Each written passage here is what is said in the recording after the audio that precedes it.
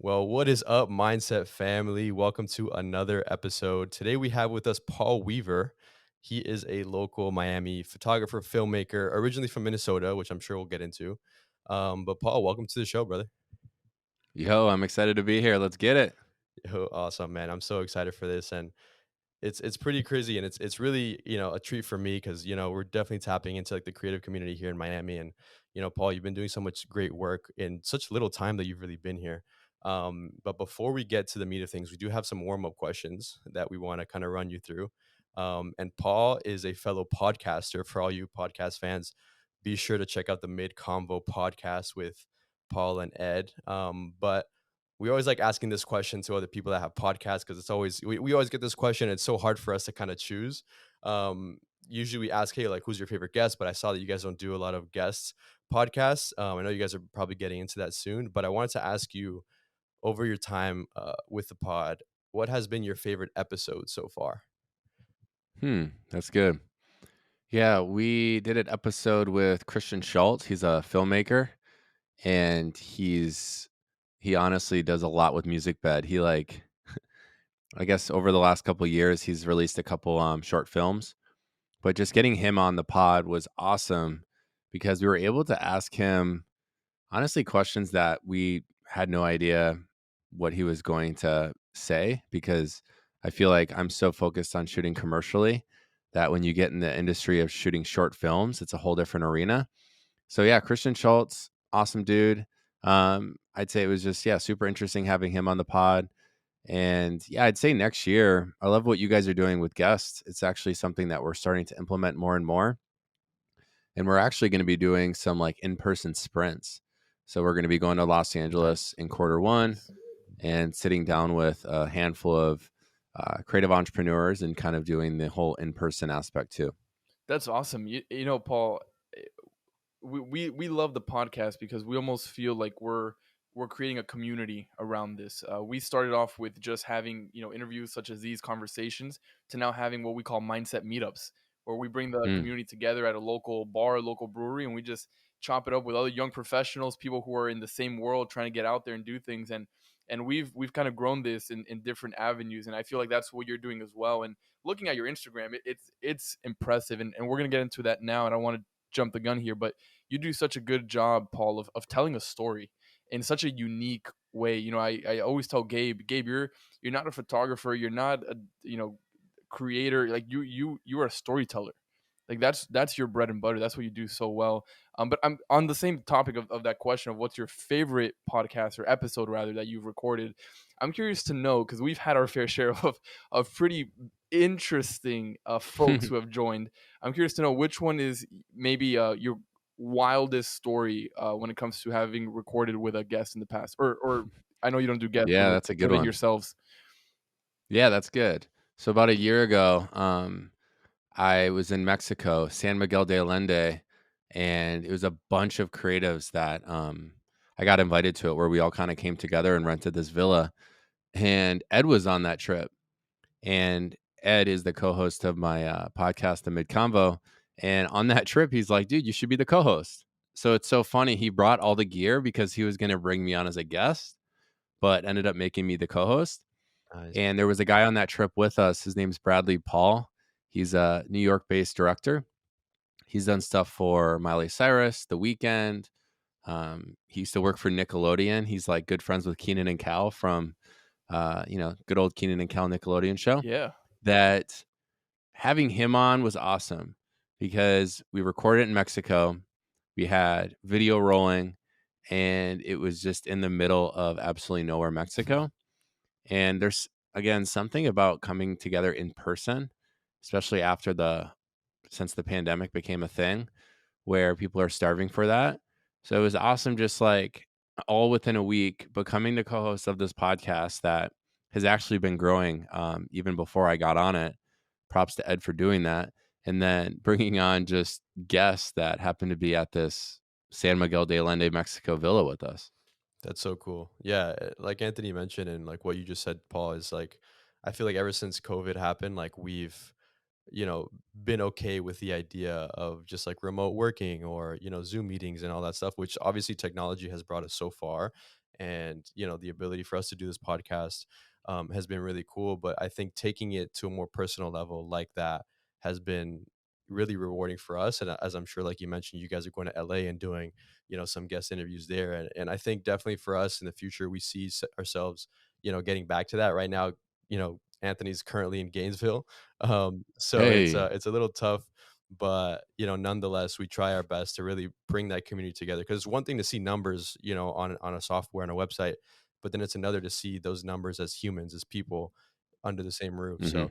it's been really cool. But as Anthony was asking that question, I couldn't help but think of like a horror story that we have, and I won't mention any names, but I do remember this one episode that we were super excited for, and this guy was super cool. We were looking, watching him on Instagram. He was doing some cool things. And then we get on the pod, and I think this was back when we were still doing Zoom. Um, and he logs on his phone. And it almost looks like he was like in an Uber or something with like buddies, and like the windows were down, like the music was blasting, like he had his headphones in, but like obviously like you couldn't hear a thing he was saying. I don't know where he was going to, but like let's just say like that episode never made it up because it was just no saving that. And again, back when we were on Zoom, there was just no way of messing with audio and stuff. Yeah, But that definitely has to be one of the craziest stories that we've had on our Yeah. podcast. It's crazy. that's hilarious. I think he was high too. I think he was smoking something, Yeah, an illegal there's probably many substance. other substances and factors involved. Um, All the boxes were Yeah, checked. yeah. for sure. But anyway, that was fun. Now on to our second warm up question here, Paul. And you kind of, I think, alluded to the fact that you travel quite a bit and you have your fair share of interesting stories traveling and getting to know the country, the world, which is fantastic. But what has been, from what you remember, the craziest travel story that you've ever experienced? Yeah, for sure. Um, Craziest. I'd say I've been to a lot of different countries, and I've been to Italy quite a few times. But one year I thought it'd be fun to bring together a group of friends. It's kind of the story of my love for travel, is just bringing people together. We went to the Amalfi Coast, which is on the southern side of Italy, and we rented this bomb Airbnb, like an Airbnb where you walk outside and you can cliff jump from your like patio. So that was probably one of the most craziest trips, because not only did we also have time in the Amalfi Coast, but there's this little island off of Amalfi Coast called Capri Mhm. where they make limoncello, which is a liqueur. And it was just a wild trip altogether, because it was before we had kids. My wife and I, now have two daughters. Um, my wife, God bless her, right after we got married, she's like, "Yeah, I'm down. Let's go on this trip." So we brought friends together on this trip, and there's just something about splitting an Airbnb like 8 ways. It's just so much more Oh cheaper, yeah. and also you're able to experience so much more. So yeah, that was probably one of the crazier trips, just because these hairpin turns in the Amalfi Coast. If any of your listeners have ever been there, it's like I was Googling while I was there, like how many people have died by falling off the cliff in a Wow. bus while going around the Amalfi Coast. Um, so yeah, I definitely recommend going there for anyone who's just starving to travel. What does that number look like, Paul? How many people have died there? It was a good number each year. Yeah. I think a lot of it was from people just acting dumb. Yeah. Right. Um, but yeah, there's no railing, so it's like if you aren't paying attention and you're driving one of those buses or driving a scooter, you're going off the cliff, and it's pretty crazy. Yeah, I'm sure your chances of survival at that point aren't really too high.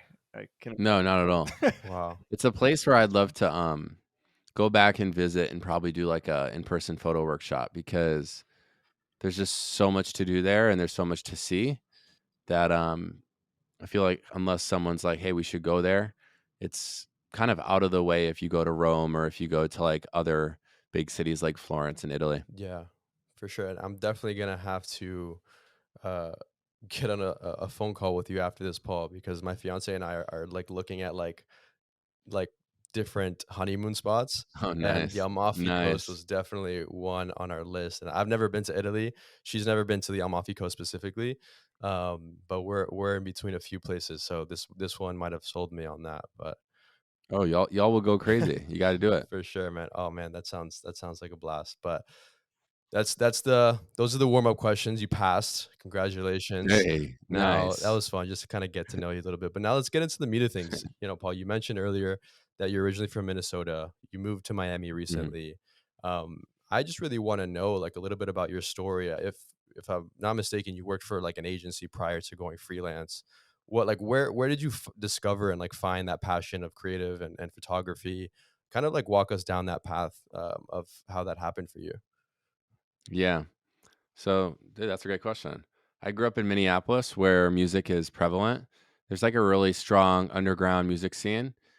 And I find that a lot of artists would come through there because you have Chicago nearby. And then typically they would hit like St. Louis and then head down to the East Coast. But what I loved about growing up in Minneapolis was some of the best music venues are there. So that was kind of my in on just the creative industry as a whole. Was I would go to these concerts in like middle school and high school, and my dad had like a really dusty Canon camera. It was a T2i, and I would borrow it and shoot photos from the crowd. Well, through that, my friends and people would be like, "Dude, you got some great stuff." So my start in kind of the whole photography and video world was shooting for free from the crowd for like at concerts just as a hobbyist, and then seeing an opportunity to actually take those images and start sharing them with the actual artist, which led me to like actually working with artists on tour where I would tour the US some summers and hit anywhere from like 15 to 20 different states. Paul, it's fascinating. I would say, Gabe, correct me if I'm wrong, but I would say maybe close to 90% of the guests that we've had on, we're about to hit 100 episodes pretty soon here. It almost feels like all of them start with a hobby that then Mhm. becomes their their bread and butter, their Mhm. expertise. And I find that to be so interesting, and what a great way to go about it, right? Like, I mean, think about a hobby, and then the fact that you can make money doing that and make people really happy with what you do. What I mean, that's almost like the meaning of life, I feel like, for a lot of people. Um, Oh, that's good. it's incredible. And Paul, I wanted to ask you, go a little deeper in 'cause I'm very interested, talking to Gabe with his digital creation and an agency that he just started himself. Is what do you think separates an artist, somebody who's really good at their craft, from somebody who's pretty average? Because I'm sure there's hundreds of thousands of you guys that do more or less Mm. the same work throughout the country, throughout the world, throughout Miami. What separates an artist from the next? Yeah, I think that's good. I think it's the title of your guys' podcast. I think it's the mindset. If you look at your hobby, or if you look at something that you're passionate about in the creative arena as something that you feel like you could go full time with, and you're obsessed with it, um, then I think it's something that you can almost have the signature that that's something that you're capable of doing on a more full time scale. And I think everyone's an artist to some shape or form. It's kind of a joke, but like whenever I go to Subway, I always like will make jokes that people that work at Subway are artists. But like really, everyone finds creative inspiration in so many different areas. But what I consider an artist in my industry is someone who's realized and has the mindset shift that it's something that they can pursue, and it's something that they can pursue that's going to fuel them creatively, and also is going to maybe be something that they can generate an income with.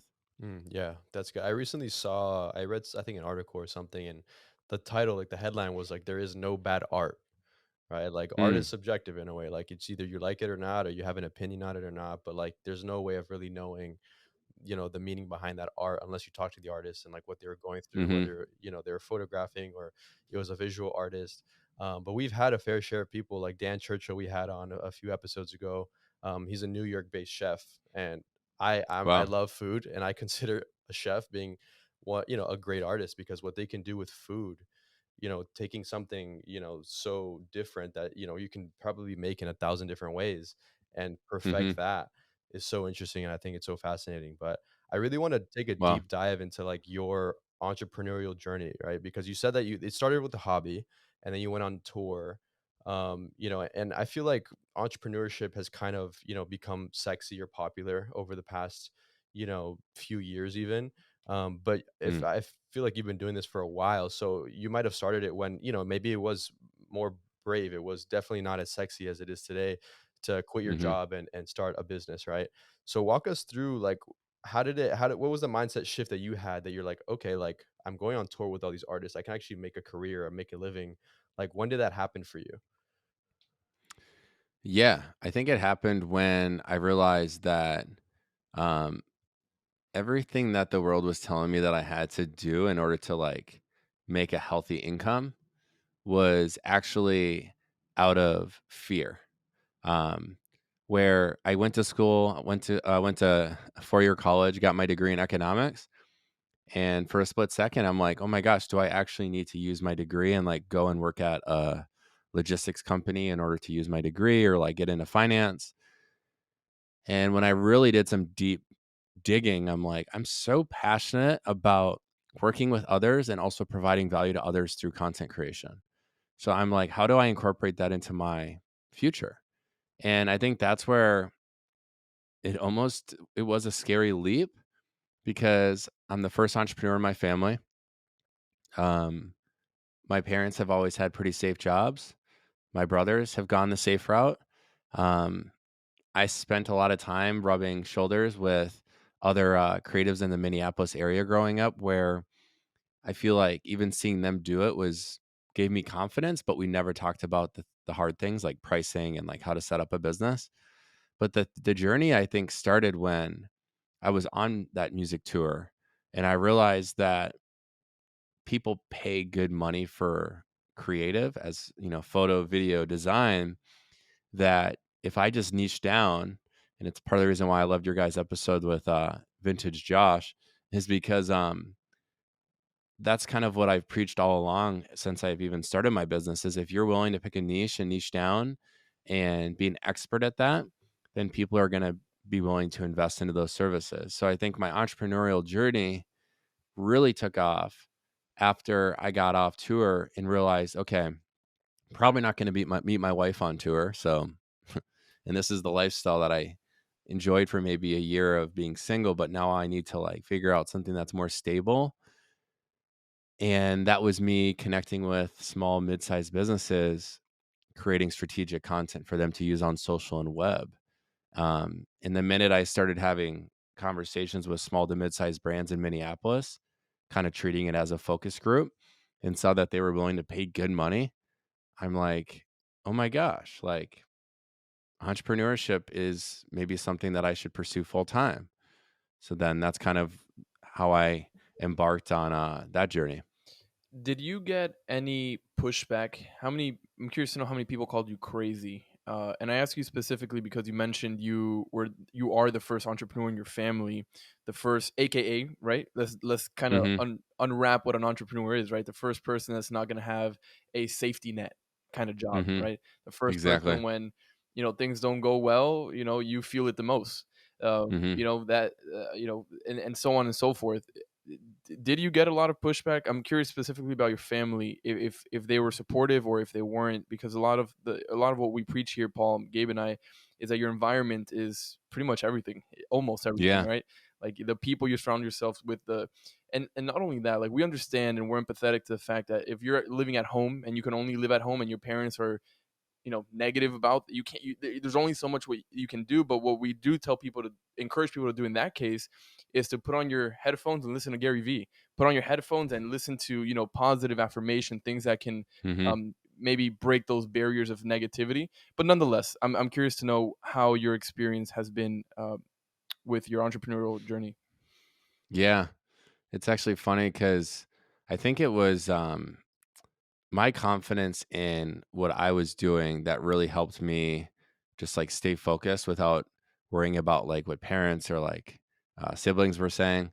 Because I'll be honest, there was times where my mom would say like, "Hey, I just want to make sure that you know that you're telling them that you're a professional, like, is that true? Like, are you actually a professional photographer? And then my brother would always be like, you're actually getting paid for that stuff? And to be honest, it's like I realized that there's people that really thrive in structure. Um, and for me personally, I like structure, but I don't like there to be a ceiling over my head that I can't break through.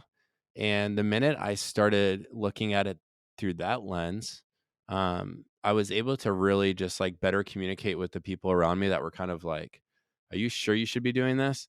I was just simply communicating with them like the demand aspect of things and also like what I was getting paid.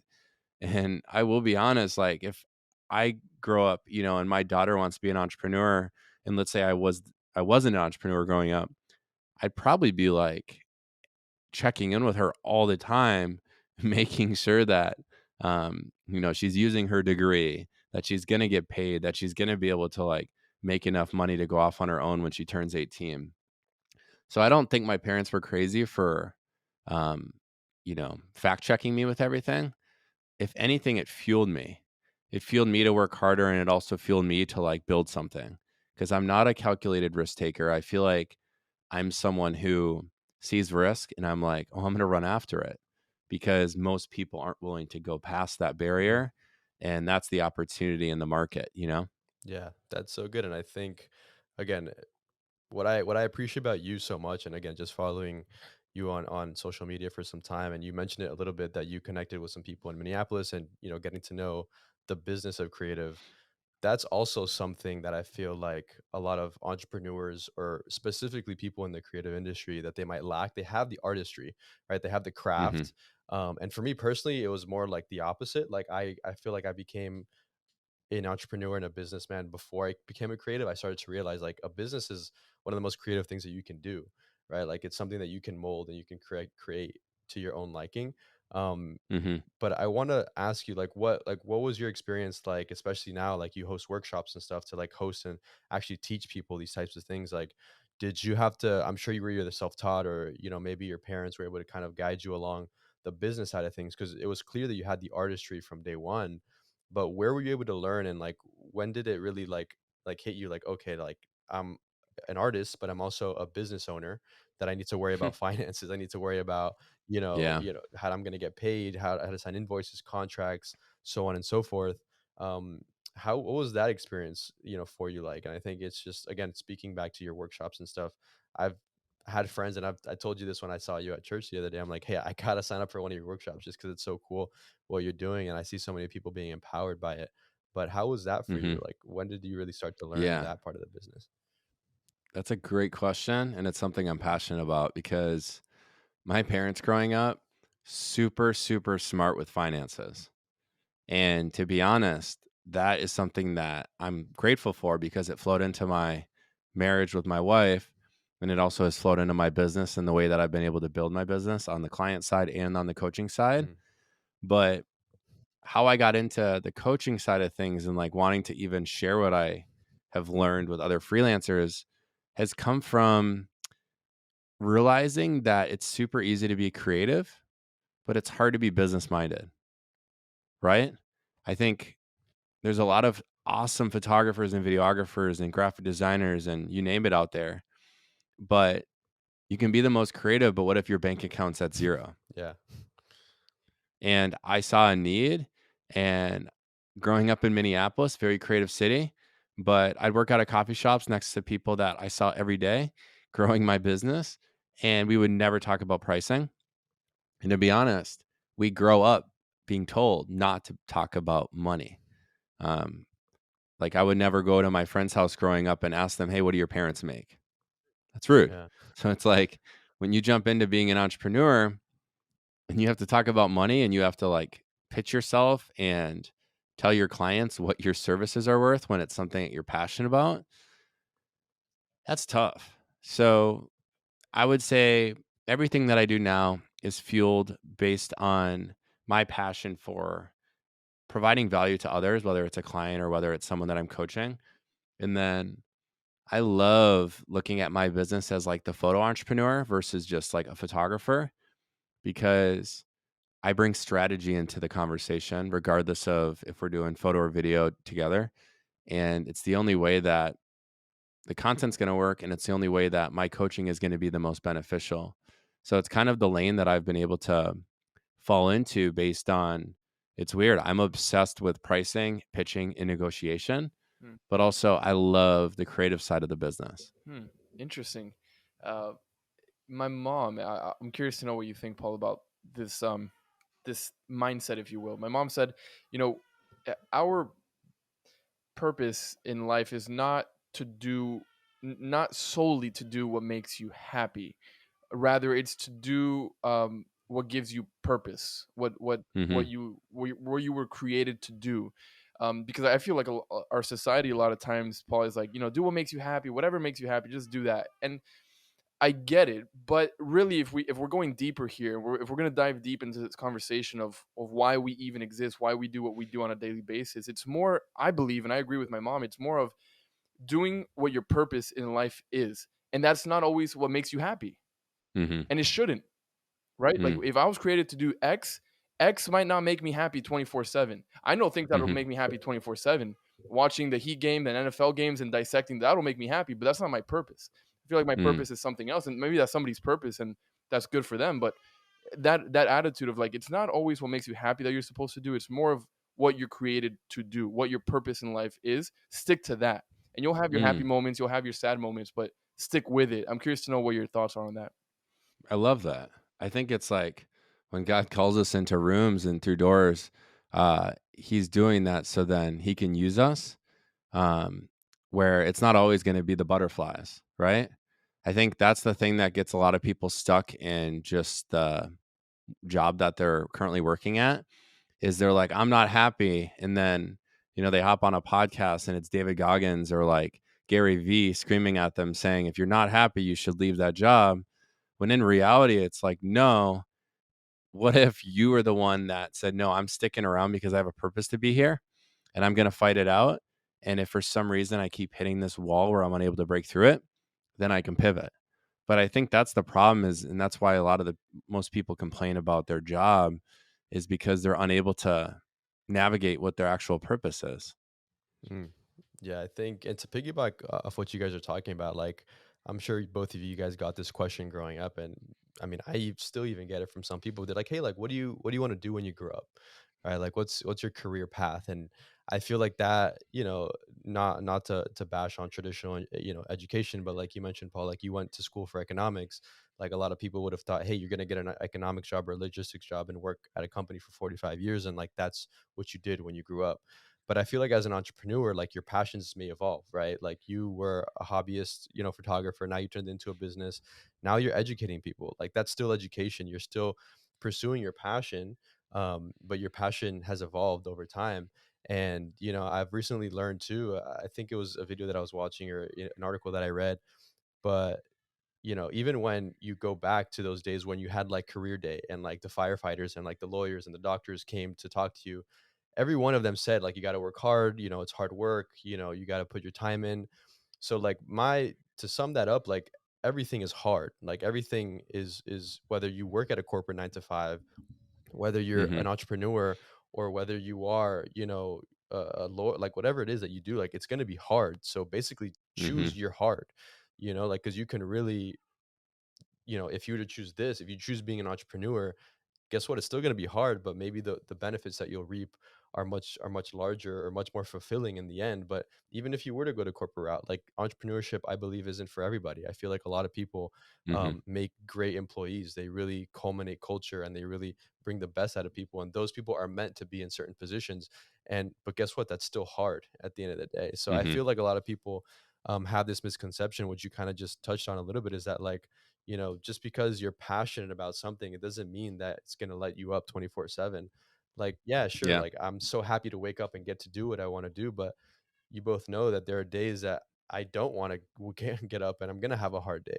Right. So I feel like Hmm. that misconception on entrepreneurship has been misconstrued in a way. And I think you talk about that Mm. so well, Paul. That's awesome. I have to say, like, whenever I come across someone who's doing their job, like for example, a waitress, my wife and I, when we moved to Miami, we realized that just the service industry is a little different than the Midwest. And it's not to say they're rude, but people in Minnesota are almost like too nice, where it gets kind of uncomfortable. And we went to a coffee shop in Wynwood here, and this waitress was so nice. Like, no one was at the restaurant. She could have had a bad attitude, but she showed up and she made the best out of it. And we actually ended up hiring her as a babysitter. No way. And we ended up paying her like pretty good money because we're like, Wow. you're the type of person that we want in our house because of the way that you lived out your purpose. And maybe it's kind of silly because in this situation, you're, selling coffee. Um, but yeah, I think that's a great example. That's crazy. And I love that. And yeah, my Miami, I feel like takes a little bit getting used to. But hey, get her on the podcast. Yo, my daughter's about to be on the podcast when she starts saying more words. I love You it. got a I third love it. Look, co-host.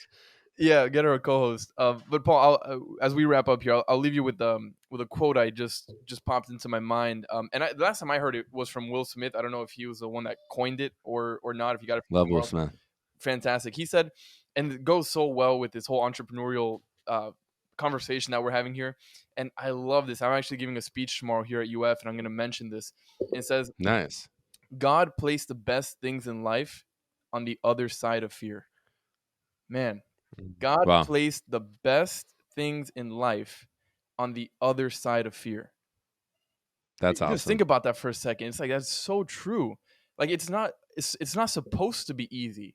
Hmm. Your journey, Paul, is not hasn't been easy, and I'm sure you can be the first one to testify about that. Like it hasn't been easy. I'm sure Yeah. maybe you've had some moments of doubt in yourself and others, and maybe wanting to quit and change career paths. Like for goodness sakes, you got a major in economics. Like what the heck are you doing here? Well, you're on paper you're not supposed to be doing what you're doing right now, but here you are killing the game in a Mm. completely different industry, if you will. But Thanks, that's man. just, I love that quote. I wanted to throw it in there to kind of get some inspiration from you on that quote of God places the best things in life on the other side of fear from an entrepreneurial perspective, or whichever way you want to take this. Yeah, that's so good. I think I always think back to even on client shoots where it's just not going right. I'm like, if I'm not uncomfortable, I'm not growing. Mhm. Like, how sucky would it be if everything we did was safe, Yeah. right? And be like, okay, this is awesome. Um, where I thrive and I grow, and I can look back at last year based on all the things that were put in front of me this year that I just faced that were in a way kind of scary. But now I'm like, wow, how beautiful it is that there's breakthrough on the other side, as long as you know that it's not just yourself. And that's why I love that um, you guys are both believers, because that's what's transformed my Mhm. business, right? Like I can be the best creative, I can be the best business owner, I can talk money all day, like can negotiate all day. But if it wasn't for the way and the perspective and the lens that I look at the way that I, um, live my Yeah. life, I don't think these opportunities would be here. Absolutely. Yeah, I think to me, I look at it all the time, like from a spiritual perspective, right? Like, when you're going through hardships, keep going because those hardships are just molding you for, the season to come, where you're gonna start to reap the seeds that you've sown. And I think that's so beautiful too. And again, I think it's a testimony to you and your business and, just the bravery that you've had to, bring you and your family to from Minnesota to Miami and to continue to pursue what you're pursuing and, just being the best at what you do. And I think that was a good segue into this next question as we wrap up here. I really wanted to ask you, um, what has been, maybe a failure or two? I know, for me in my career, I've had plenty of them that I've learned from. And to me, I take it from the perspective of like a loss is always like a lesson. Like you mentioned, like if a client shoot isn't going well, like maybe you can take something away from that, right? I feel like there's always a lesson to be learned. But what was a failure or an experience that you went through in your business or in life, really, that really taught you, to put fear on the back burner and be like, okay, I need to, head this, head first and really, put my faith in God and put my, trust him to be able to pursue and provide for what I'm going to do. Are there any experiences or stories that you can kind of leave us with as we wrap up here? The first thing that comes to mind is And dude, I haven't really shared this that much online. I after a couple years of going at it alone with my business, a couple years ago, I was approached by a friend of mine from college, and we started this agency. And the agency was called Active, ACTIV. And I'm like, do you know what? We're going to go after brands in the health, wellness, and fitness space. We are going to be full service. We're going to do photo and video, and we're going to crush it. Year one, we did $300,000 in gross revenue. Crazy. Only downside was there was no structure in the business. Caused complications. We almost like grew too fast. And I've heard people say before, like, be careful going into business with your best friends. I'll be honest, lost some of my best friends through just all the ups and downs that came with growing that business super fast. I'm talking lots of burnout. I was working like crazy hours. My co-founders were working crazy hours. We just didn't see eye to eye on everything, where it was just like the perfect opportunity for us to move on and kind of split the band. And that's what happened. And what I learned through that hard time, regardless of how much money we made, was sometimes it's better to choose structure over speed, and also choose health over burnout. And that's actually something that Rich Wilkerson at Boo Church preaches on quite a bit, is in order to have a healthy business, pick structure over speed. Like, if you go super, super fast and you're trying to run that sprint, you're most likely going to lose energy. Where if you're in it for the marathon, not the sprint, you're going to find yourself, being prepped to run that next marathon in a much better fashion. So that was probably the biggest thing for me that just absolutely crushed me, because you meet your business partners, like I was like my friends' families and like boyfriend and girlfriends and like all those things, to just cut it and like stop the bleeding. And then, regardless of how things were when we were like, hey, we're going to go in different directions and different routes when we leave this table, there's still a lot of hurt. So that, I say, is something that I've learned over the years, is coming out of that. It helped me in just figuring out how I wanted my business to look going forward.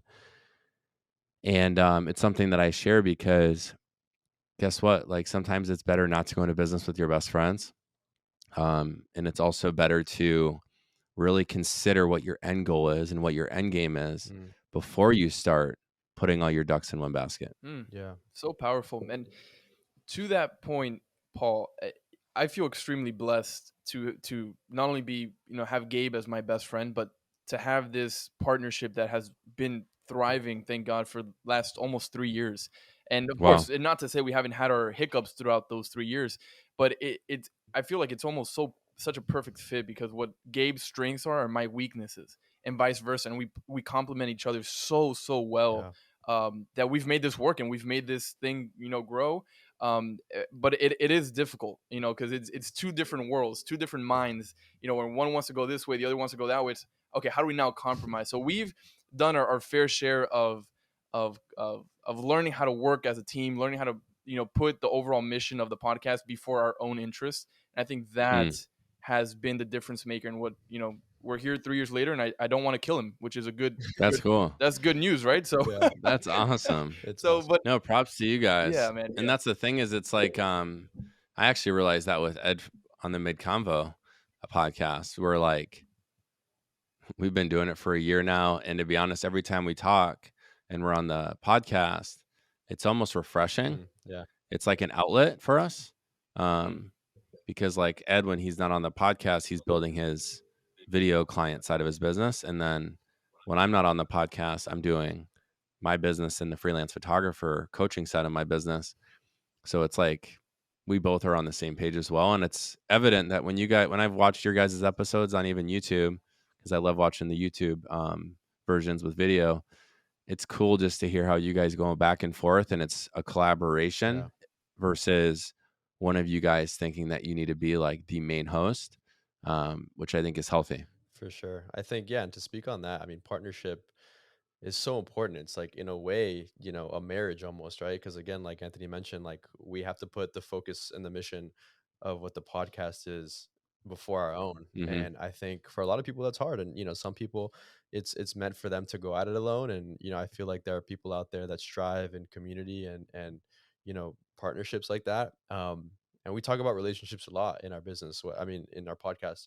And I think, not only romantic relationships, but business relationships and things like that and how that can strive.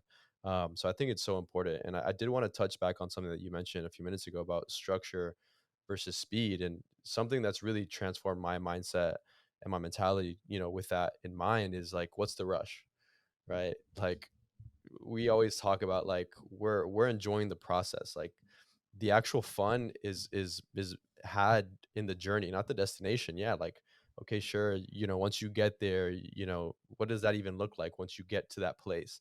But I think Hmm. what we really started to enjoy is like once you're in it, it's like, oh dang, like okay, like this is fun. Like we're in the process, we're in the grind. And I feel like a lot of people, especially in entrepreneurship, because I think you experience this the most, is like we're all trying to like get to like an end goal. And I've recently kind of had like a love-hate relationship with, goals, right? I feel like for the most part, if you set lifestyle habits, um, you're gonna hit those goals and those achievements by default, just as a side effect. And Hmm. that's definitely been something that I've been able to kind of shift my mindset on. And for anybody listening, I feel like could be a major kind of key in their business or just in life in general. Just don't put so much pressure on yourself. Like it's a marathon, Mm. not a sprint. Like you're Enjoy the process. exactly enjoy the process. So That's good. Bars. awesome, man. Well, Paul, thank you so much again. 43 minutes. This has been a blast. I appreciate Thanks for having me. I appreciate, of course, man. I appreciate you coming on and taking the time. We met your whole family while you were on the podcast, so You it was a did. privilege. But no, seriously, I really want to thank you because we never take these episodes for granted, and we always say that like now you're part of the Mindset family, and we can definitely just continue to get to know each other and grow, and have your back in any way that we can. And we see you already being successful with your business and your coaching. So Thank you. that's really cool. But before we go, why don't you leave our listeners with some information about your coaching? Where can they find you on Instagram and social media? Where can they get in touch with you for anybody looking to get some more info? For sure. Yeah, on Instagram, my Instagram is Paul Wheathens. Guys, I haven't eaten Wheathens in forever, but yo, shout out to Let's go. Wheathens. I love Ethan. That's we can share that story on a different pod. But Paul Wheathens on Instagram. My website is paulwashere.com, but my coaching business is just thefreelancephotographer.com. And really my goal is to help photographers and videographers break the industry standard with what you can make. Hmm. Not only like what you can make as as a business, but also achieving like those income goals so then you're not, you know, living in financial insecurity. Hmm. So Powerful. stoked to I connect love with it, anyone Paul. offline. But thank you guys for having me on here. Thank you.